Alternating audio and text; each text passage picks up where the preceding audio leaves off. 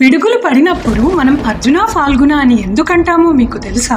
మహాభారతం ప్రకారం పాండవులు కౌరవుల చేతిలో ఓడిపోయి అరణ్యవాసానికి వెళ్లేటప్పుడు వారి ఆయుధాలను ఒక జమ్మి చెట్టు మీద దాచి వెళ్తారు. వారి అజ్ఞాతవాసం పూర్తవుతున్న సమయంలో దుర్యోధనుడు వారి జాడను తెలుసుకుని యుద్ధానికి వస్తాడు. అప్పుడు అర్జునుడు ఉత్తర కుమారి యువరాజును పిలిచి ఆ జమ్మి చెట్టు మీద ఉన్న ఆయుధాలను సేకరించుకుని రమ్మని పంపే ముందు ఒక విషయాన్ని చెబుతాడు. ఆ చెట్టు మీద ఆయుధాలకు బదులుగా క్రూరంగా ఏవైనా కనిపిస్తే నన్ను స్మరించు, అప్పుడు వెంటనే అవి ఆయుధాలుగా మారిపోతాయి అని చెబుతాడు. తరువాత యువరాజు చెట్టుపైకి ఎక్కినప్పుడు ఆయుధాలకు బదులుగా కొన్ని సర్పాలు కనిపిస్తాయి. అప్పుడు యువరాజు అర్జున ఫాల్గుణ అని అర్జునుడి పేర్లను స్మరిస్తాడు. దాంతో ఆ సర్పాలు ఆయుధాలుగా మారిపోతాయి. తరువాత అర్జునుడు తన గాంధీవంతో అందరినీ జయిస్తాడు. అందుకే మనం కూడా పిడుగులు పడినప్పుడు ధైర్యం కోసం అర్జున ఫాల్గుణ అని అర్జునుడి పేర్లను స్మరిస్తాము. ఈ వీడియో మీకు ఇన్ఫర్మేటివ్ గా అనిపిస్తే సబ్స్క్రైబ్ చేసుకుని చెప్పండి. అర్జున ఫాల్గుణ. జై శ్రీకృష్ణ.